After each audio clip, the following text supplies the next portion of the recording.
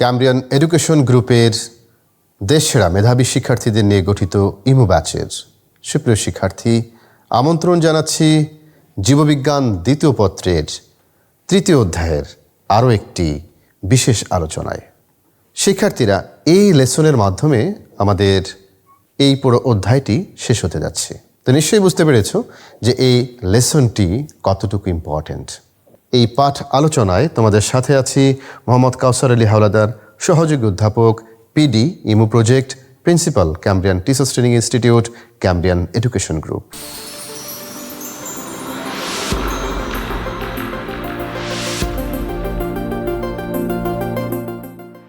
লক্ষ্য যখন বুয়েট, মেডিকেল কিংবা দেশের সেরা বিশ্ববিদ্যালয়ে, একাদশ শ্রেণী থেকেই নাও বিশেষ প্রস্তুতি।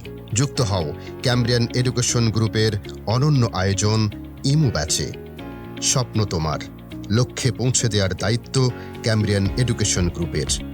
একাদশ শ্রেণীতে ভর্তির জন্য যোগাযোগ করো। জীববিজ্ঞান দ্বিতীয় পত্রের একাদশ ও দ্বাদশ শ্রেণীর অধ্যায় ৩, পরিপাক ও শোষণ, এটার লেসন 6, লেকচার নাম্বার 32। এই লেকচার নাম্বার 32 এই বিষয়টি আমাদের এসেছে, এই যে আমরা এখানে লেকচার শিট দেখতে পাচ্ছি, লেকচার শিট নাম্বার হচ্ছে 32 থেকে। এই লেকচার শিটের উপরেই আমরা আজকের এই লেকচারটিকে এমনভাবে সাজিয়েছি যে এই লেকচারটি যদি তোমরা অনুসরণ করো এবং অনুশীলন করো আমাদের সাথে, তাহলে তোমাদের আর কোনো রকমের এই লেসনের উপরে, এই পাঠের উপরে সমস্যা থাকবে না। শিক্ষার্থীরা, এটিও হতে যাচ্ছে একটি মাস্টার ক্লাস, এবং এই মাস্টার ক্লাসে আমরা যে টপিকগুলো নিয়ে তোমাদের সাথে আলোচনা করব, সেখানে টপিক বিশ্লেষণ তো থাকবেই, তোমার একাডেমির ক্ষেত্রে বেস্ট রেজাল্ট করা এবং সর্বোচ্চ নম্বর পাওয়া সবচেয়ে ইম্পর্ট্যান্ট। মেডিকেল, ডেন্টাল, ইউনিভার্সিটির জীববিজ্ঞান অনুষদগুলোর ক্ষেত্রেও তুমি সবচেয়ে এগিয়ে থাকবে, ভালো করবে। তোমাদের জন্য আগাম শুভকামনা। এবং আমরা আমাদের মূল পাঠের কোন বিষয়বস্তু নিয়ে আলোচনা করছি, চলো সেটি দেখে নেওয়া যাক। শিক্ষার্থীরা, এখানে লক্ষ্য করো যে আমরা ধারাবাহিকভাবে পরিপাক এবং শোষণের একেবারেই শেষ পর্যায়ে চলে এসেছি, এবং এটিও পরিপাকতন্ত্র একেবারেই শেষ একটি অংশ। শেষ এই অংশের সূক্ষ্ম গঠন নিয়ে, শেষ এই অংশের কাজ নিয়ে, শেষ এই অংশের ভূমিকা নিয়েই আমরা আমাদের আজকের এই পাঠটিকে সাজিয়েছি, এবং সেটি আমরা আজকে সূক্ষ্মভাবে বিশ্লেষণ করার চেষ্টা করব। সুপ্রিয় শিক্ষার্থী, তোমরা যদি লক্ষ্য করো, আমরা এখানে আমাদের দেহের এই পরিপাক রিলেটেড একটি জটিলতা বা একটি আমাদের দেহের কন্ডিশনের কথা বলছি আমরা। এই জটিলতাটা আসলে দেখো, একজন সেখান থেকে রিলিভ হতে চাচ্ছে, তাকে পরিশ্রম করতে হচ্ছে, ব্যায়াম করতে হচ্ছে, এবং একটা সময় গিয়ে সে সেখান থেকে রিলিভও হতে পারবে। পরিপাকতন্ত্রের সাথে এই যে বিষয়টি আমাদের এখানে রয়েছে, জটিলতা রয়েছে, সেই জটিলতাটা কি কারণ এবং কিভাবে সেটি হয়, নিশ্চয়ই তোমরা সেটি বুঝতে পেরেছো, যেটি আর কিছুই নয়, এটি হচ্ছে স্থূলতা, ওবেসিটি। একজন ওবেসিটি নানা রকম রোগবালাই তৈরি করে থাকে। এই ওবেসিটির কী কী কারণ, এবং ওবেসিটি হলে মানবদেহের মধ্যে কিভাবে কী ধরনের কমপ্লেক্সি তৈরি হতে পারে, এখান থেকে কী ধরনের প্রতিরোধ তৈরি করা যায়, সেই বিষয়গুলো নিয়েই আমরা আমাদের আজকের এই পাঠকে সাজিয়েছি। শিক্ষার্থীরা, আমাদের এই পাঠের মূল বিষয়বস্তু হচ্ছে দুটি। একটি হচ্ছে বৃহদন্ত্রের গঠন এবং কাজ, আর একটা হচ্ছে ওবেসিটি বা স্থূলতার কারণ এবং প্রতিকার, এই বিষয়গুলো নিয়ে। তো আমাদের লার্নিং আউটকামটা আমরা সাজিয়েছি, এই পাঠ শেষে শিক্ষার্থীরা বৃহদন্ত্রের গঠন ও কাজ ব্যাখ্যা করতে পারবে এবং স্থূলতার কারণ ও প্রতিকার বর্ণনা করতে পারবে। চলো আমরা আমাদের এই লার্নিং আউটকাম বা শিখন ফলগুলো ধরেই আমাদের মূল পাঠের দিকে অগ্রসর হই। সুপ্রিয় শিক্ষার্থী, আমরা শুরুতেই আলোচনা করেছি যে আমাদের বৃহদন্ত্র বা আমাদের পরিপাকতন্ত্রের শেষ যে অংশটি, সেই অংশটি হচ্ছে আমাদের বৃহদন্ত্রর বিভিন্ন অংশগুলো, তার গঠন নিয়ে আলোচনা করব। বৃহদন্ত্র এটি মোটা, নলাকার ও খাঁজযুক্ত অংশ, যা ক্ষুদ্রান্ত্রের ইলিয়ামের পেছন থেকে পায়ু পর্যন্ত বিস্তৃত, দৈর্ঘ্যে প্রায় 1.5 মিটার বা 1.5 মিটার পর্যন্ত লম্বা হয়ে থাকে। এটি সম্পর্কে আমাদের এই তথ্য সম্পর্কে বিভিন্ন সময় প্রশ্ন এসে থাকে। সুপ্রিয় শিক্ষার্থী, এই বৃহদন্ত্রের গঠনের ক্ষেত্রে আমরা দেখে থাকি যে বৃহদন্ত্র, এটাকে আমরা বলে থাকি ক্লোন, এবং এই ক্লোনের এই জায়গাটাকে বলছি আমরা ট্রান্সভার্স ক্লোন বা আড়াআড়ি ক্লোন। এই যে এখান থেকে যে ক্লোনটি উপরের দিকে উঠে গেছে, তাকে বলছি আমরা অ্যাসেন্ডিং বা ঊর্ধ্বগামী ক্লোন। প্রিয় শিক্ষার্থী, যে ক্লোনটি নিচের দিকে নেমে গেছে, তাকে বলছি আমরা ডিসেন্ডিং ক্লোন। এবং এই জায়গায় যে একটু ভাঁজ খেয়ে গেছে, এই ভাঁজ খাওয়া জায়গাকে বলেছি আমরা সিগময়েড ক্লোন। প্রিয় শিক্ষার্থীরা, ঠিক এই অঞ্চলের মধ্যে এই জায়গাটুকুর নাম বলেছি আমরা সিকাম। এই সিকামটি ইলিয়ামের সাথে, অর্থাৎ আমাদের যে ক্ষুদ্রান্তের ইলিয়াম আছে, ইলিয়ামের সাথে সে এখান থেকে যুক্ত হয়ে থাকে এবং এখানে ইলিওসিক্যাল একটা ভাল্ব রয়েছে। সেই ভাল্বের মাধ্যমে এই ইলিয়াম থেকে আসা খাদ্যবস্তু বা বিভিন্ন উপাদানগুলো যখন কোলনে প্রবেশ করে সেটিকে নিয়ন্ত্রণ করে থাকে এখানে। এবং এর পাশাপাশি দেখো এখানে একটা অ্যাপেন্ডিক্স রয়েছে। এই অ্যাপেন্ডিক্সটা অনেক সময় কি হয়, সেটি কোনো কারণে যদি মানবদেহের অভ্যন্তরে ইনফেকশন হয়ে থাকে তাহলে সেটি খুবই যন্ত্রণাদায়ক এবং এটিকে দ্রুত সময়ের মধ্যে অপারেশন করে সেটিকে রিমুভ করতে হয়। যদি অ্যাপেন্ডিক্সের খুব গুরুত্বপূর্ণ কোনো কাজ আমরা এখন পর্যন্ত আবিষ্কার করতে পারিনি, তবে এখানে এই ধরনের কমপ্লেক্সি তৈরি হতে পারে। প্রিয় শিক্ষার্থী, আমরা জানলাম, এর বাইরে আমরা আরও জানব যে কিভাবে বিভিন্ন ধরনের হোস্ট গাট ব্যাকটেরিয়া আমাদের কোলনের ভেতরে থেকে বিভিন্ন ধরনের উপকারী কাজগুলো করে থাকে। পাশাপাশি আমাদের এই ক্লোন কিভাবে আমাদের পানি শোষণের ক্ষেত্রে কিংবা আরও অন্যান্য কাজগুলোর ক্ষেত্রে, বিশেষ করে বিভিন্ন নিউট্রিশনগুলো অ্যাবজর্পশনের ক্ষেত্রে গুরুত্বপূর্ণ ভূমিকা পালন করে থাকে। সুপ্রিয় শিক্ষার্থী, আমরা আলোচনাই করছিলাম যে আমাদের বৃহদন্ত্র কিংবা ক্লোন নিয়ে। তোমরা লক্ষ্য করো, ক্লোনের অনেক ধরনের কাজ রয়েছে। বিশেষ করে তারা পানি এবং ইলেকট্রোলাইট যে আছে আমাদের দেহের মধ্যে সেগুলো অ্যাবজর্ব করে, শোষণ করে। এটি গুরুত্বপূর্ণ কাজ। স্টুল ফর্মেশন করে।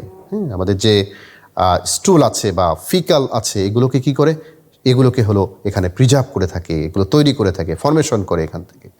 এবং তোমরা এখানে লক্ষ্য করো যে বিভিন্ন হোস্ট বেনিফিশিয়াল গাট ব্যাকটেরিয়া, মাইক্রোবায়োম, আমাদের এই ক্লোনের ভেতরে একটা মাইক্রোবায়োম আছে।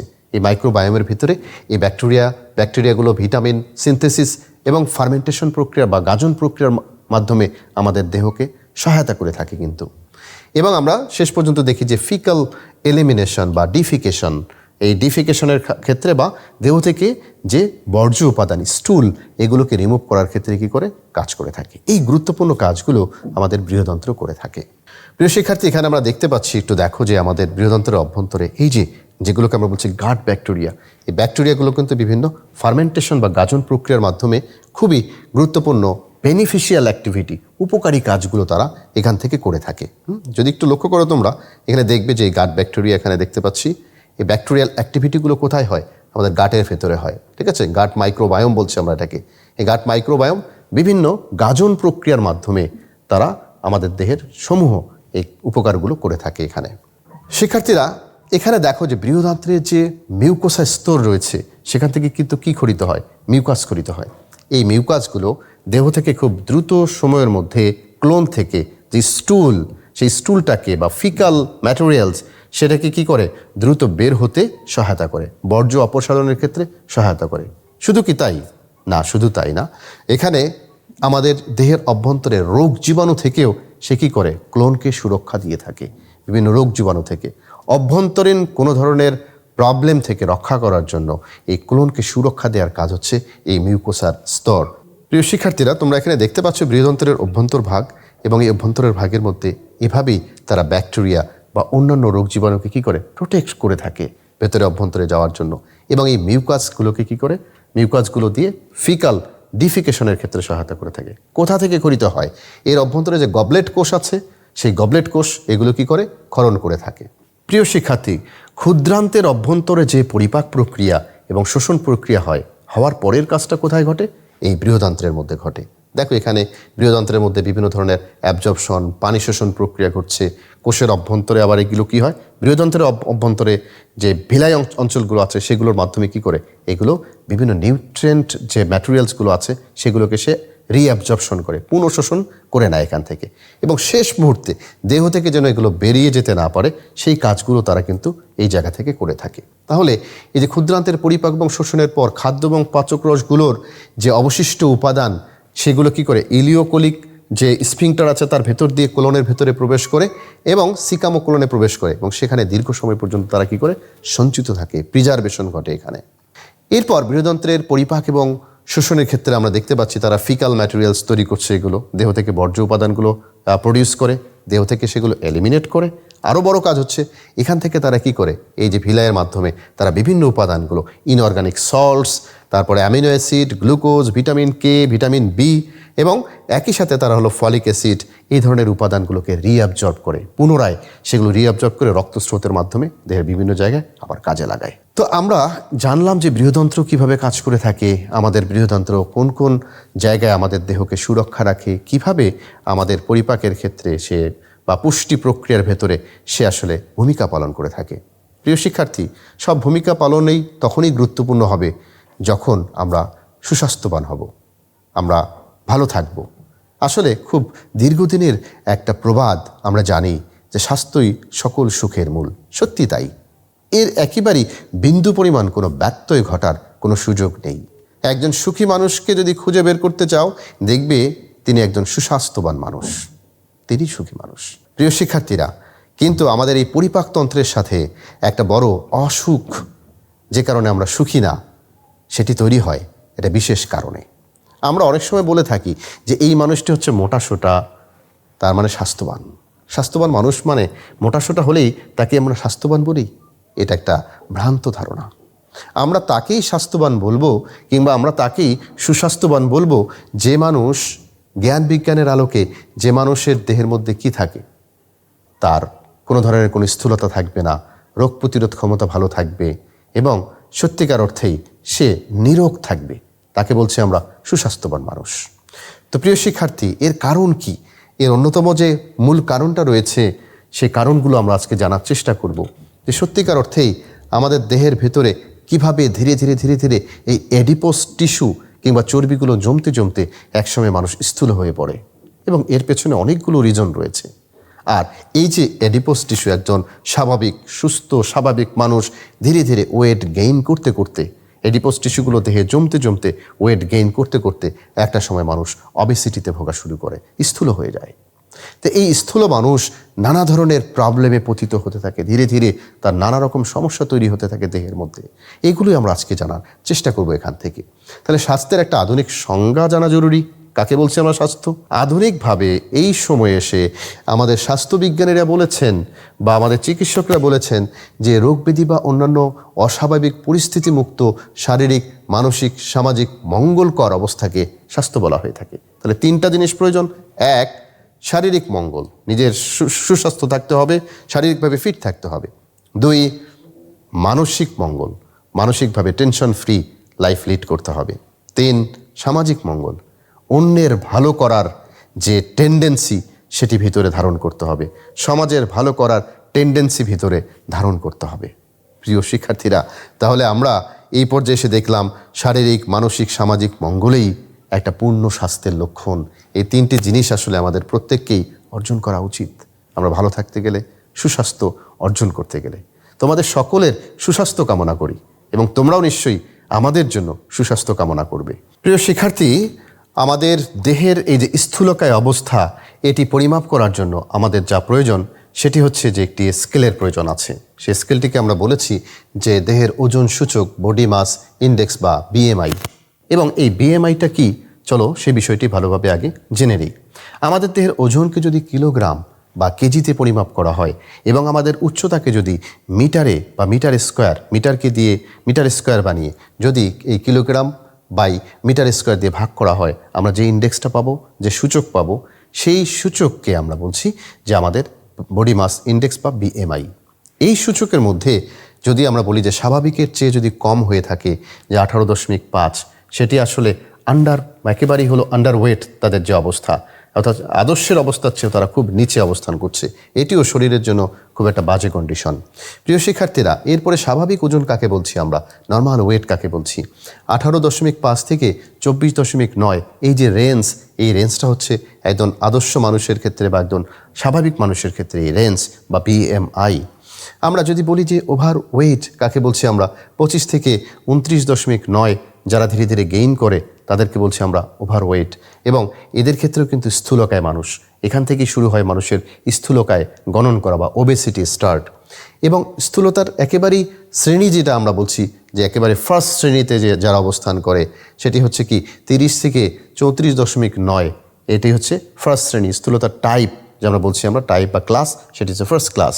যেখানে এক্সট্রিম অবস্থায় ওবেসিটির ক্ষেত্রে বিএমআই হচ্ছে 35 বা মোর দ্যান 35।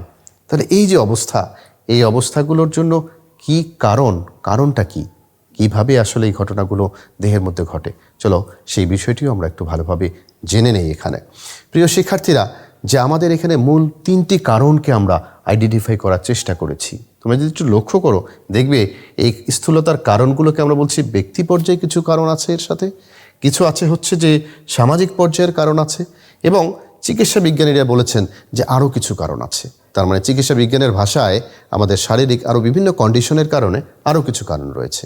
চিকিৎসা বিজ্ঞানীদের ভাষ্যমতে কিছু কারণ, আর একটা হচ্ছে আমাদের সামাজিক পর্যায়ে কিছু কারণ রয়েছে, আর একটা হচ্ছে আমাদের ব্যক্তি পর্যায়ে কিছু কারণ রয়েছে। এই যে 3টা কারণ, এই 3টি কারণেই কিন্তু স্থূলতা তৈরি হয়ে থাকে। একজন মানুষ তো স্থূল হয়ে জন্মগ্রহণ করে না, তাহলে মানুষের এই শিশু ধীরে ধীরে বড় হয় এবং নানা রকম কারণেই 3টি ব্যক্তি পর্যায়ে এবং শারীরিক কিছু পর্যায়ে রয়েছে, সেখানে জেনেটিক্যাল কারণ হতে পারে, আরও কিছু বিষয় আছে এখানে। আরেকটি হচ্ছে সামাজিক কারণ। এই সামাজিক প্রভাবও কিন্তু আমাদের শরীরের ওয়েট গেইনের ক্ষেত্রে গুরুত্বপূর্ণ ভূমিকা পালন করে।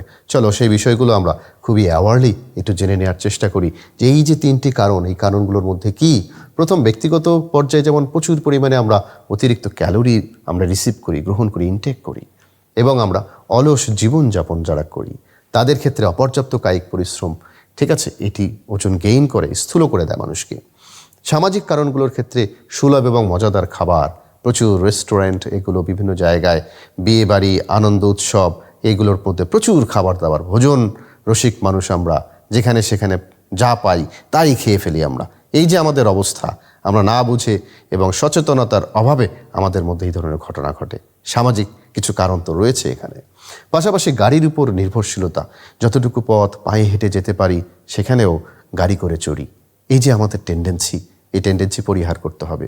যতটুকু সিঁড়ি ভেঙে দোতলা 3তলায় উঠতে পারি সেখানে আমরা লিফট ব্যবহার করি। এই যে আমরা শ্রম দিচ্ছি না, কায়িক শ্রম থেকে বিলাসী জীবনযাপন করছি। পাশাপাশি বিলাসী যন্ত্রের ব্যবহার, আমাদের বাসা বাড়িতে এসি, আমাদের বাসা বাড়িতে ওয়াশিং মেশিন, আমাদের বাসা বাড়িতে ক্লিনিং যন্ত্র, নানা রকম যন্ত্র যেগুলোর ব্যবহার করা হয়ে থাকে। আমাদের মায়েরা বা আগের দিনের মানুষেরা তারা হলো কি করে, ঝাড়ু টাড়ু দেওয়ার ক্ষেত্রে তারা কায়িক পরিশ্রম করে, এক জায়গা থেকে আর একটা কিছু নিয়ে যাওয়ার ক্ষেত্রে কায়িক পরিশ্রম করে, এই যে জামা কাপড় এগুলো ধৌত করার ক্ষেত্রে কায়িক পরিশ্রম করে। যদি এখন বিলাসী জীবনযাপনই মানুষ অভ্যস্ত, এগুলো একটা কারণ, একটা সামাজিক কারণের সাথে এটা রিলেভেন্ট করা হয়েছে। পাশাপাশি মানুষ কিছু ওষুধ গ্রহণ করার পার্শ্ব প্রতিক্রিয়া হিসাবে ওয়েট গেইন হতে পারে। আমাদের হরমোনাল কিছু কারণ আছে, সেই কারণে মানুষ কি করে, ওয়েট গেইন করে। থাইরয়েডের সমস্যার কারণে, আমাদের দেহের মধ্যে যে জেনেটিক কারণ আছে, মা বাবার থেকে যে জিনগত কারণ আছে, সে কারণেও হতে পারে। এগুলো আমরা আরও বিস্তারিত একটু জানার চেষ্টা করব। এ পর্যায়ে আমরা একটু জেনে নেওয়ার চেষ্টা করছি শুরুতেই জিনগত কারণে কিভাবে স্থূলতা বৃদ্ধি পায়। শিক্ষার্থীরা, জিনগত কারণ তোমরা জানো যে এটি একটি বংশগতিজনিত কারণ। ওকে, হেরিডিটির একটা ব্যাপার। জিনগত সংবেদনশীলতা, জিনগত কারণে স্থূলতার প্রতি সংবেদনশীলতা বাড়ায় এবং নিম্ন বিপাক প্রক্রিয়া, ধীর বিপাক স্থূলতার দিকে পরিচালিত করে। জিনগত যে জিন বিপাক এবং মেদ সঞ্চয় নিয়ন্ত্রণ করে থাকে, আর স্থূলকায় পিতামাতার সন্তান স্থূলকায় হওয়ার সম্ভাবনাই বেশি থাকে। এটি একটি জিনগত কারণ, যে কারণে যার বাবা মা অনেক বেশি মোটা তাদের ক্ষেত্রে কিন্তু এটা হওয়ার সম্ভাবনা বেশি। তবে সচেতন জীবনযাপন করলে সেই জায়গা থেকে আমরা অনেক সময় রিলিফ পাই। প্রিয় শিক্ষার্থী, এ পর্যায়ে পারিবারিক জীবনযাত্রার প্রভাব। একটা পারিবারিক জীবনযাত্রায় কী প্রভাব পড়ে? যেমন আমাদের খাদ্যাভ্যাস, আমরা হয়তো প্রায়শই বাইরে রেস্টুরেন্টে গিয়ে খাওয়ার চেষ্টা করি, বাসা বাড়িতে হয়তো সেই খাবার না খেয়ে চলে যাই সেখানে, যেখানে আমরা চাইলেই কি করতে পারতাম, এখানে সবাই মিলে আনন্দ করতে পারতাম, খেলতে পারতাম, সেটা না করে আমরা হলো রেস্টুরেন্টে গিয়ে খাচ্ছি। এই পারিবারিক খাদ্যাভ্যাসের ক্ষেত্রে আমরা অনেক সময় ব্যালেন্স ডায়েটের চার্ট তৈরি করি না। যখন যা ইচ্ছে, যখন যা বাজার করছি তখন তাই খাচ্ছি। অর্থাৎ আমাদের একটা সাপ্তাহিক খাবারের যে চাহিদা রয়েছে শরীরে, সেটি আমরা মেনটেন করি না, ফুড চার্ট মেনটেন করি না। ফাস্টফুড হলো আমরা ইচ্ছে মতো খাই, যখন যা পাই তাই খাই। এই যে আমাদের জীবনযাত্রার একটা পারিবারিক জীবনযাত্রার একটা প্রভাব, বাসা বাড়িতে প্রচুর পরিমাণে হলো ফাস্টফুড এরকম তৈরি করা হয়ে থাকে, বাইরে থেকে কিনে আনা হয়ে থাকে নানা রকমভাবে। এরপর হলো যে আমরা ফল এবং সবজি তো একেবারেই খাই না। এই না খাওয়ার কারণে আমাদের দেহের মধ্যে কি ঠিক উল্টো ঘটনাটা ঘটছে। ওকে, যেখানে ফল এবং সবজি বেশি করে খাওয়া উচিত, বাকিগুলো কমিয়ে দেওয়া উচিত, সেই ঘটনা ঘটছে। এবং অ্যালকোহল পান এটি খুবই ডেঞ্জারাস, শারীরিক অবস্থার জন্য খুবই ডেঞ্জারাস অবস্থা। শুধুমাত্র স্থূলতা না, আরও অনেকগুলো কারণের জন্য এটি খুবই ক্ষতিকর, খুবই ভয়ঙ্কর অবস্থা। এই প্রিয় শিক্ষার্থীরা, তাহলে এই যে আমাদের আয়েশি জীবনযাপন আমরা এখানে দেখতে পাচ্ছি, যেখানে আমাদের খেলাধুলা করার কথা, আমাদের আউটিং করার কথা, মাঠে যাওয়ার কথা, সেটি আর হচ্ছে না। আমরা সারাদিন আমাদের ইন্টারনেট, আমাদের টিভি, আমাদের ডিভাইস, এগুলো নিয়ে আমরা পড়ে আছি ঘরের ভিতরে। ওকে, এই যে কারণগুলো, এই সবগুলোকে বলছি আমরা আসলে কি পারিবারিক জীবনযাত্রার একটা প্রভাব। পরিবার কিভাবে পরিচালিত হবে তার উপরে মানুষ স্থূল হবে নাকি মানুষ আদর্শ একটা বিএমআই নিয়ে জীবনযাপন করবে, সেটি কিন্তু ইম্পর্টেন্ট। এখানে দেখো যে নেতিবাচক আবেগের কারণে অতিভোজন এবং স্থূলতাও তৈরি হয়ে থাকে। বিষয়টি কেমন? বিষয়টা হলো কেউ প্রচণ্ড ক্রোধ, রাগ, একঘেয়েমি, হতাশা, দুঃখ, বেদনা এবং নানা রকম ডিসঅ্যাপয়েন্টমেন্ট, এগুলো নিয়ে সে কী করে? জীবন তো যাচ্ছে, এভাবেই যাক, খেয়ে পরেই বাঁচি, আরও বেশি করে খাই। এই যে মানুষের অতি আবেগ, অতি ভোজনের দিকে মানুষকে কি করে? ধাবিত করে। সেটি করা যাবে না। সেটি একটু রিজন বা একটা বড় কারণ এখানে। আমাদের অফিস যে আমাদেরকে অনেক সময় প্রভাবিত করে থাকে, তার একটা বড় কারণ সেটি কিন্তু স্থূলতার দিকে ধাবিত করছে।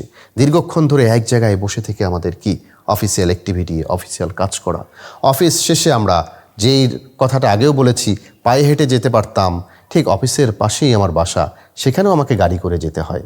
এই যে আমাদের অতিরঞ্জিত আয়েশি জীবনযাপন আমাদেরকে সেই দিকে ধাবিত করে। আমরা হয়তো এই কারণেই নানা রকম শারীরিক প্রভাবের মধ্যেও মানুষ কী হয়? পতিত হয়ে থাকে। নানা ধরনের পেট, ঘাড়ে ব্যথা, স্থূলতা ওজন বৃদ্ধি করে, ডায়াবেটিক্স বাড়িয়ে থাকে, হৃদরোগের ঝুঁকি বাড়ায়, রক্ত সঞ্চালনকে কী করে? কমিয়ে যায় এবং পেশির দুর্বলতা তৈরি করে থাকে। পাশাপাশি কি করা উচিত আমাদের? বসার মাঝে বিরতি নিতে হবে, হাঁটাহাঁটি করতে হবে, একটু কাজ করব, একটু মুভ করব, এই ধরনের অবস্থায় যেতে হবে। লিফট পরিহার করে আমাদের সিঁড়ি ব্যবহার করতে হবে, একটা লিমিট পর্যন্ত আমরা হলো কি করব? লিফট ব্যবহার করব। তারপরে আমরা হলো সিঁড়ি ব্যবহারের চেষ্টা করব এবং নিয়মিত আমাদের ব্যায়াম করতে হবে। এই যে আমাদের যখন আমরা অফিসেই থাকি না কেন, সেই অফিসিয়াল অবস্থায় কিন্তু আমাদের কি করতে হবে? নিজেকে সুরক্ষার জন্য, ভালো রাখার জন্য এই কাজগুলো করতে হবে। বিশ্রাম এবং কায়িক পরিশ্রমের অভাব, আর সেক্ষেত্রে স্থূলতা। অনেক সময় আমরা প্রপার বিশ্রাম নিতে পারি না, মেটাবলিজমটা ভালোভাবে হয় না, ডাইজেশনটা ভালোভাবে হয় না। এই কারণেই অতিরঞ্জিত কায়িক পরিশ্রমও অবেসিটির একটা অন্যতম কারণ হয়ে থাকে। আর ইন্টারনেট ব্রাউজিং, টিভি দেখা, কম্পিউটার গেম, এগুলোও কী করে? মানুষকে এক জায়গায় বসিয়ে রেখে সেখানে তার ওজন গেইন করতে, ওয়েট বাড়াতে সাহায্য করে থাকে। এরপর স্থূলতা, ঘুমের অভাব এবং শিক্ষার অভাবের একটা প্রভাব। ঘুমের অভাব কি? যে আমরা অ্যাপনিয়াতে ভুগে থাকি মানুষ, তাই না? তো এই যে ঘুমের অভাব, ঘুমায় কম মানুষ, সেক্ষেত্রেও কিন্তু তার ক্ষুধা কম লাগে। ওই যে আমরা গ্রেলিনের কথা বলেছি, সেই গ্রেলিন কি করে? সেটি ক্ষুধা বাড়ানোর কথা, ক্ষুধা উদ্দীপক হরমোন সে কী করে? সে বাড়াতেই থাকে। গ্রেলিন ক্ষুধা উদ্দীপক হরমোন বাড়াতে থাকে এখান থেকে, ফলে ক্ষুধা পায়। ঘুম কম মানে ক্ষুধা পায় বেশি। শারীরিক সেক্ষেত্রে রেস্টিং ফেজেও কিন্তু মানুষের পেশিগুলো কাজ করে। এরপরে যে আমরা এখানে লেপটিন কমে, মানে তৃপ্তিদায়ক একটা হরমোন, সেটি হলো কমে যায় মানুষের দেহ থেকে। এবং জাঙ্ক ফুড খাওয়ার একটা মানুষের ভিতরে প্রবণতা জাগে। ঝাল খাবো, ফ্রাই খাবো, এই খাবো, সেই খাবো, মানুষের এই খাই একটা ভাব তৈরি হয়, যেসব মানুষের এই নিদ্রাহীনতার একটা প্রভাব থাকে। শিক্ষার অভাবের প্রভাব কি ঘটে? শিক্ষার অভাবের প্রভাবের ক্ষেত্রে পুষ্টিগুণ না চেনে শুধু পেট ভরানোর জন্য খাওয়া, মানে খাবার পাচ্ছি তো খাচ্ছি, কি খাচ্ছি, কখন কোনটার সাথে কি খাওয়া দরকার সেটি ফ্যাক্ট। যেমন আমরা বাঙালিরা ভাত খাই শর্করা, ভাতের সাথে আলু ভর্তাও খাই শর্করা, আবার মাছের সাথে হলো আলু দিয়ে খাচ্ছি শর্করা, আবার একটু পরে হলো আলুকে আমরা আবার মানে কি করি, সেটার আলুর দম খাচ্ছি, সেটাও শর্করা। মানে একটা আলুময় জীবনযাপন যেন আমাদের বাঙালি জীবনের সাথে মিলেমিশে একাকার হয়ে গেছে। কখনো বুঝি না কোনটার সাথে কোনটা খেতে হয়, কোনটা পরিহার করতে হয়। এই পরিহার করাটা শিখতে হবে।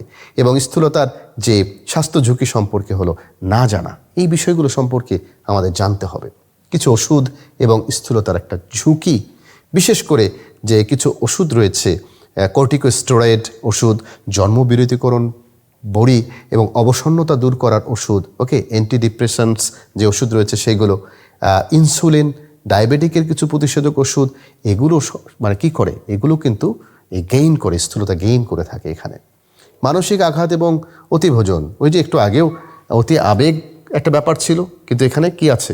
মানসিক আঘাতটা আছে। অনেক সময় মানুষের মানসিক আঘাতের কিছু কারণ থাকে। দুঃখজনক কোনো ঘটনা বলি, শারীরিক বা মানসিক কোনো অশান্তি, হারানোর বেদনা, পারিবারিক সমস্যা, এই সব কিছুই যেন মানুষকে একটু অতিভোজনের দিকে প্রভাবিত করে, মানুষকে একটু বেশি খাবারের দিকে প্রভাবিত করে দেয়। উল্টোও ঘটনা ঘটতে পারে, তবে কিছু ক্ষেত্রে এই ধরনের ঘটনাও ঘটে থাকে এখানে। প্রিয় শিক্ষার্থীরা, এই পর্যায়ে আমরা দেখে নিচ্ছি গর্ভাবস্থা এবং প্রসবোত্তর যে স্বাস্থ্য ব্যবস্থাপনা মায়েদের ক্ষেত্রে, সেক্ষেত্রেও কিন্তু ওজন কি করে গেইন করে। অনেক সময় মাতৃত্বজনিত কারণের পরপরই কি হচ্ছে যে ওজন বাড়তে থাকে মায়েদের দেহে, ঠিক আছে। এখানে যেমন গর্ভাবস্থায় যে বাচ্চা গর্ভফুল এগুলো যখন মানুষের দেহ থেকে নর্মালি যখন বেরিয়ে যাচ্ছে এখানে, তারপরে কি হয় হঠাৎ করে ওজন কমে যায়, কিংবা আবার একটা সময় গিয়ে কি হয় সেখান থেকে হঠাৎ করে ওজনটা বাড়তে থাকে। ওকে, এই একটা বড় রকমের একটা রিজন রয়েছে এবং অস্বাস্থ্যকর একটা খাদ্য তালিকাও কিন্তু মানে একটা বড় রকমের একটা ঝুঁকির মধ্যে ফেলে দেয় এখানে। প্রিয় শিক্ষার্থী, এর বাইরেও নারীদের দেহের ক্ষেত্রে কিন্তু বিশেষ করে আরও কতগুলো জটিলতা এখান থেকে তৈরি হয়। একটা হচ্ছে যে হাইপোথাইরয়েডিজমের ক্ষেত্রে, যে থাইরয়েড হরমোন যখন ধীরে ধীরে কমতে থাকে, হাইপো মানে হলো কমে যাওয়া, এটা যখন কমতে থাকে তখন তাদের ওয়েট গেইন হতে থাকে এই জায়গা থেকে, এটা একটা বড় কারণ। এবং মায়েদের ক্ষেত্রে আরেকটা বড় সমস্যা হচ্ছে যে পলিসিস্টিক ওভারি সিনড্রোম। ওকে, যে তাদের যে ওভারিটা আছে জরায়ুর মধ্যে হলো বিভিন্ন রকম সিস্ট তৈরি হয়, এই পলিসিস্টিক ওভারি যে সিনড্রোমটা, এই কারণেও ওয়েট গেইন করতে থাকে। এবং কুজিং সিনড্রোম, যেখানে কর্টিসল হরমোন যেটা আছে তার সিক্রেশনটা বৃদ্ধি পাওয়ার কারণে এক ধরনের কুজিং সিনড্রোম, সেই সিনড্রোম থেকেও মানুষের হলো ওয়েট গেইন হওয়ার সম্ভাবনা সেখান থেকে তৈরি হয়, সেটা ঘটে থাকে। স্থূলতা প্রতিরোধ কিভাবে করা যায়? স্থূলতা প্রতিরোধ করতে হবে তো আমাদেরকে নিয়মিত ব্যায়াম করতে হবে আমাদেরকে, পরিমিত এবং স্বাস্থ্যসম্মত খাদ্য গ্রহণ, খাদ্য নিয়ন্ত্রণ করা, লোভনীয় খাবার পরিহার করা এবং আমাদের ওজন নিয়মিত কি করা, এগুলো আমাদের চেক করা, নিয়ন্ত্রণ করা। এই যে কাজগুলো, এই যে একটার পর একটা আমাদের যে কাজগুলো, আমাদের এই স্থূলকায় নিয়ন্ত্রণের ক্ষেত্রে আমাদের এই কাজগুলো করতে হবে। প্রিয় শিক্ষার্থীরা, এর বাইরেও কিন্তু কিছু ওষুধের ক্ষেত্রে কথা বলা হয়েছে। এই ওষুধগুলো গ্রহণ করলেও অনেক সময় কি হয় যে স্থূলতা প্রতিরোধ করা যায়, কিন্তু ওষুধ গ্রহণের ক্ষেত্রে অবশ্যই তোমাদেরকে ডক্টরের বা চিকিৎসকের পরামর্শপত্র অনুযায়ী সেই নির্দেশনা মেনে বিভিন্ন রকম টেস্ট নিয়ে ওষুধ গ্রহণ করতে হবে। লক্ষ্য যখন বুয়েট, মেডিকেল কিংবা দেশের সেরা বিশ্ববিদ্যালয়ে, একাদশ শ্রেণী থেকেই নাও বিশেষ প্রস্তুতি। যুক্ত হও ক্যামব্রিয়ান এডুকেশন গ্রুপের অনন্য আয়োজন ইমু ব্যাচে। স্বপ্ন তোমার, লক্ষ্যে পৌঁছে দেওয়ার দায়িত্ব ক্যামব্রিয়ান এডুকেশন গ্রুপের। একাদশ শ্রেণীতে ভর্তির জন্য যোগাযোগ করো। প্রিয় শিক্ষার্থীরা, আমরা এ পর্যায়ে খুবই গুরুত্বপূর্ণ যে এমসিকিউ, সিকিউ এবং জ্ঞান অনুধাবনমূলক প্রশ্নগুলো আছে, চলো সেই বিষয়গুলো সম্পর্কে এই টপিকের উপরে কী কী হতে পারে সেগুলো জেনে নিই। প্রথমত আমরা এমসিকিউ পোর্শনটা আলোচনা করছি। আমরা জেনে নিচ্ছি যে নিচের কোনটি মানুষের বৃহদন্ত্রের অংশ নয়। এখান থেকে দেখে নিশ্চয়ই বুঝতে পারছো সিকাম কোলন ইলিয়াম মলাশয়, তাহলে ইলিয়াম কি বৃহদন্ত্রের অংশ? না, ইলিয়াম অংশ না, এটি ক্ষুদ্রান্তের অংশ। এর পরের এমসিকিউটা হচ্ছে বৃহদন্ত্রের খাদ্যের অপাচ্য অংশ থেকে কত শতাংশ পানি পুনঃশোষিত হয়? এটি অনেক ইম্পর্টেন্ট, অনেক সময় পরীক্ষার মধ্যে আসে, 70 থেকে 80%। এরপরে হচ্ছে বৃহদন্ত্রের মিউকোসা স্তরে বিদ্যমান কোন কোষটি মিউকাস ক্ষরণ করে থাকে?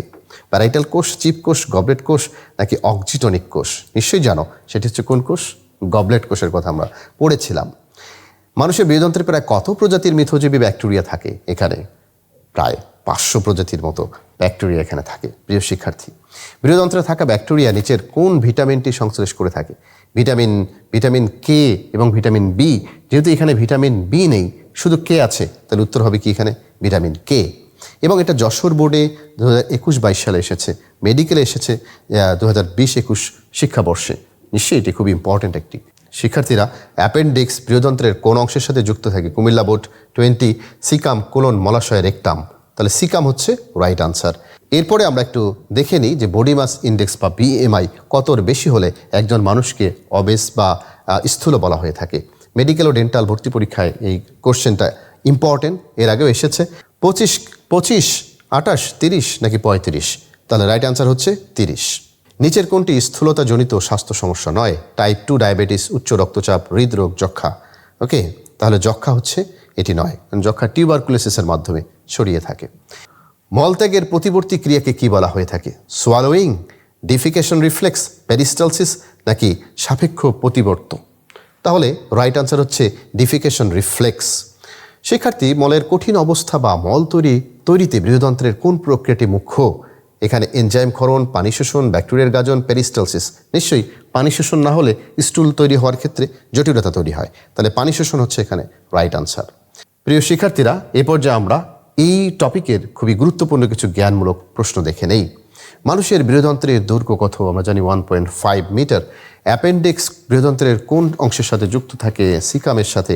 বৃহদন্ত্রের কোলন কয়টি অংশে বিভক্ত? মূলত প্রধানত 4টি অংশে বিভক্ত। মানুষের বৃহদন্ত্রে প্রায় কত প্রজাতির মিথুজীবী বাস করে? 500 প্রজাতির। বৃহদন্ত্রে থাকা ব্যাকটেরিয়া কোন কোন ভিটামিন সংশ্লেষ করে? ভিটামিন বি এবং কে। বি এর কয়েকটা এবং কে ভিটামিন সংশ্লেষ করে থাকে। মলত্যাগের প্রতিবর্তী ক্রিয়াকে কি বলা হয়? Defecation reflex. বিএমআই এর পূর্ণরূপ কি? বিএমআই এর পূর্ণরূপ হচ্ছে বডি মাস ইন্ডেক্স। এবং স্থূলতা বা অবেসিটি কি? আমরা জানি যে সাধারণত দেহে মেদ জমার যে প্রক্রিয়া তাকে বলছি আমরা স্থূলতা বা অবেসিটি। বিএমআই কত হলে একজন মানুষকে স্থূল বা অবেস বলা হয়ে থাকে? 30 বা তার চেয়ে বেশি হলে। বৃহদন্ত্রের মিউকোসা স্তরে বিদ্যমান কোন কোষটি মিউকাস ক্ষরণ করে থাকে? গবলেট কোষের কথা নিশ্চয়ই তোমাদের মনে আছে। বৃহদন্ত্রে ব্যাকটেরিয়ার গুরুত্ব ব্যাখ্যা করো। স্থূলতা কেন স্বাস্থ্যের জন্য ঝুঁকিপূর্ণ? বৃহদন্ত্রে পানি শোষণের প্রয়োজনীয়তা বুঝিয়ে লেখো।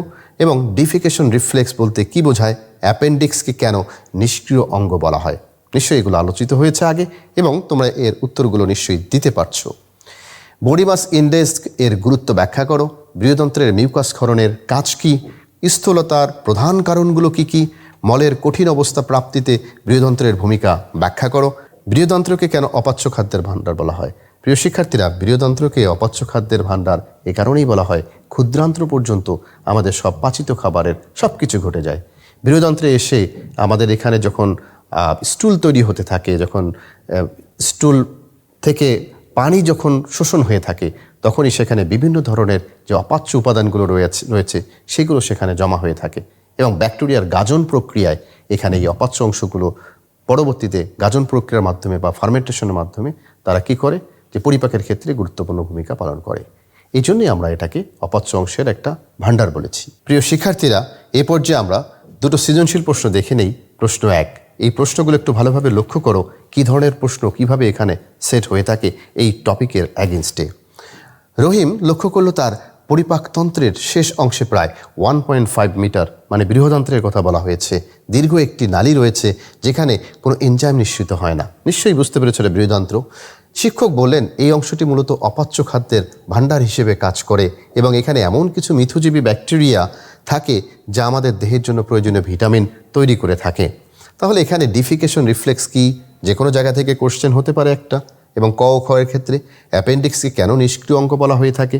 ক খ যে কোনো চ্যাপ্টার থেকে যে কোনো জায়গা থেকেই আসতে পারে, তোমরা জানো। এই চ্যাপ্টার রিলেট করে বলা হয়েছে। উদ্দীপকের নালীটির বিভিন্ন অংশের গঠন বর্ণনা করো। বৃহদন্ত্রের গঠন চাওয়া হয়েছে। পরিপাক না ঘটা সত্ত্বেও উদ্দীপকের অংশটি মানবদেহের সুস্থতায় অপরিহার্য ভূমিকা রাখে। তার মানে হলো বৃহদন্ত্রের বিভিন্ন রকম কাজ বা ভূমিকার কথা বলা হয়েছে, যেগুলো আমরা আজকে আলোচনা করেছি। সৃজনশীল 2 এর ক্ষেত্রে আসিফ অতিরিক্ত ফাস্টফুড এবং উচ্চ ক্যালোরিযুক্ত খাবার খেতে পছন্দ করে এবং শারীরিক পরিশ্রম একদমই করে না। তার উচ্চতা এবং ওজনের আনুপাতিক হার বিএমআই পরীক্ষা করে দেখা গেল তা 31 কেজি পার মিটার স্কোয়ার। চিকিৎসক তাকে সতর্ক করে বললেন যে এই অবস্থা বজায় থাকলে তার হৃদরোগ ও টাইপ 2 ডায়াবেটিসের ঝুঁকি বেড়ে যাবে। এক্ষেত্রে আমরা বুঝতেই পেরেছি যে তার স্থূলকায় অবস্থা বা অবেসিটিতে সে ভুগছে এবং ডক্টর এই অবেসিটির কী কী চিকিৎসা হতে পারে, সাবধানতা হতে পারে, প্রতিরোধ হতে পারে, তার জন্য তাকে সে কী করেছে, সাজেশন দিয়েছে। তাহলে বিএমআই এর পূর্ণরূপ কি? বৃহদন্ত্রে পানি শোষণের প্রয়োজনীয়তা বুঝিয়ে লেখো। জ্ঞান অনুধাবন বুঝলাম আমরা। এরপর আসিফের বর্তমান শারীরিক অবস্থা মানে হলো কি? স্থূলতা। একটু মার্কিং করে দেখিয়েছি। নির্ণয়ে উদ্দীপকে উল্লেখিত সূচকটির ভূমিকা ব্যাখ্যা করো। উদ্দীপকের আসিফের তার স্বাস্থ্য ঝুঁকি কমাতে কি কি প্রতিরোধমূলক ব্যবস্থা গ্রহণ করতে হবে তা মূল্যায়ন করো। অর্থাৎ যেখানে আমরা জেনেছি স্থূল অবস্থা থেকে প্রতিরোধ ব্যবস্থা কিভাবে গড়ে তোলা যায়, কি কি করলে এটা করা যায়, নিশ্চয়ই তোমাদের মনে আছে।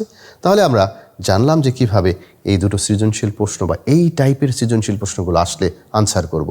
প্রিয় শিক্ষার্থীরা, তোমাদের জন্য ক্যামব্রিয়ান এডুকেশন গ্রুপের এই অনন্য আয়োজন, আমাদের ইমু ব্যাচের জন্য এই যে আমরা ক্লাসগুলো বা আমরা এই টপিকগুলো যে বিশ্লেষণ করছি তোমাদের জন্য, যেভাবে আমরা এগুলোকে সাজিয়ে দিচ্ছি তোমাদের জন্য, ঠিক তোমরা যদি perfectly, properly, daily, regularly practice করো, তোমাদের আর অন্য কোনো কিছুরই প্রয়োজন নেই এবং নিয়মিত আমাদের ইমো ব্যাচের সাথেই থাকো। প্রিয় শিক্ষার্থীরা, তোমাদের সুস্বাস্থ্য কামনা করে এখানে শেষ করছি। ধন্যবাদ। লক্ষ্য যখন বুয়েট, মেডিকেল কিংবা দেশের সেরা বিশ্ববিদ্যালয়ে, একাদশ শ্রেণী থেকেই নাও বিশেষ প্রস্তুতি। যুক্ত হও ক্যামব্রিয়ান এডুকেশন গ্রুপের অনন্য আয়োজন ইমু ব্যাচে। স্বপ্ন তোমার, লক্ষ্যে পৌঁছে দেওয়ার দায়িত্ব ক্যামব্রিয়ান এডুকেশন গ্রুপের। একাদশ শ্রেণীতে ভর্তির জন্য যোগাযোগ করো